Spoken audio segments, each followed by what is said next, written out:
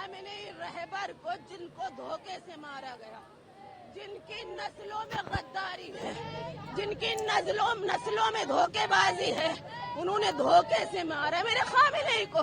Khamenei मेरा शेर था, शेर, और कल भी शेर था, आज भी शेर है, कयामत तक शेर रहेगा।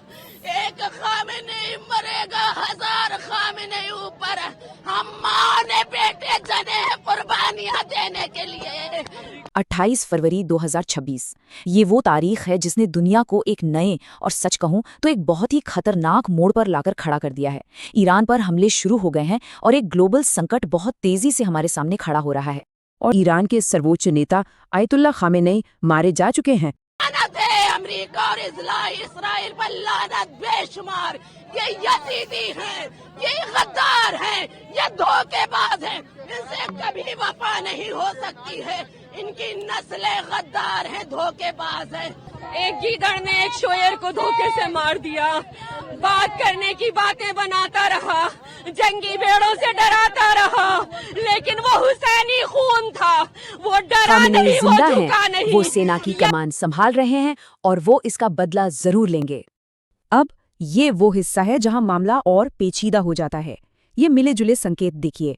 खामेनेई के मारे जाने के पक्ष में कहा जा रहा है कि मलबे से एक अंगूठी मिली है जो उनकी बताई जा रही है, और तो और उनका एक बड़ा भाषण भी बिल्कुल आखिरी मौके पर रद्द कर दिया गया। लेकिन और ये देखिए, हमला सुबह 5:15 पर हुआ। कौन करता है इतनी सुबह हाई लेवल मीटिंग? तो सवाल उठता है कि क्या ये मोसाद का काम है, जिसका ट्रैक रिकॉर्ड तो यही कहता है, या फिर ये किसी अंदरूनी गद्दारी का नतीजा है? सबसे पहले इजराइल का ऑपरेशन लायंस रोर मतलब शेर की दहाड़, इसका सीधा मकसद है खामेनेई और ईरान की टॉप लीडरशिप को खत्म करना।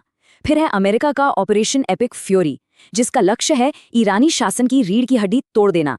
और इनके जवाब में ईरान ने लॉन्च किया है ऑपरेशन फतह खैबर, जो पलटवार और जवाबी हमले के लिए है। दक्षिणी ईरान के मीनाब में एक स्कूल पर मिसाइल गिरी, उसमें मारे गए मासूम बच्चों की संख्या है 108 बच्चे, और ये आंकड़ा भी लगातार बढ़ रहा है। अब तक ईरान में 200 से ज्यादा आम नागरिक मारे जा चुके हैं।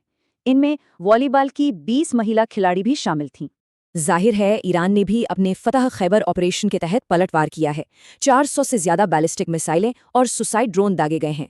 और निशाने पर कौन थे? दुबई इंटरनेशनल एयरपोर्ट, बहरीन और कतर, वो पड़ोसी सुन्नी देश जिन पर ईरान अमेरिका का साथ देने का आरोप लगा रहा है।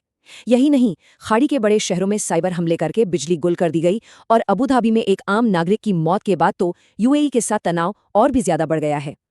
और फिर एक ऐसी खबर आई जिसकी पुष्टि हो चुकी है। एक बेहद सटीक मिसाइल हमले में ईरान के रक्षा मंत्री अजीज और IRGC यानी इस्लामिक रेवोल्यूशनरी गार्ड कॉर्प्स के कमांडर जनरल मोहम्मद पाकपुर दोनों मारे गए हैं। ये ईरान की टॉप मिलिट्री कमांड पर एक बहुत बड़ा सीधा प्रहार है।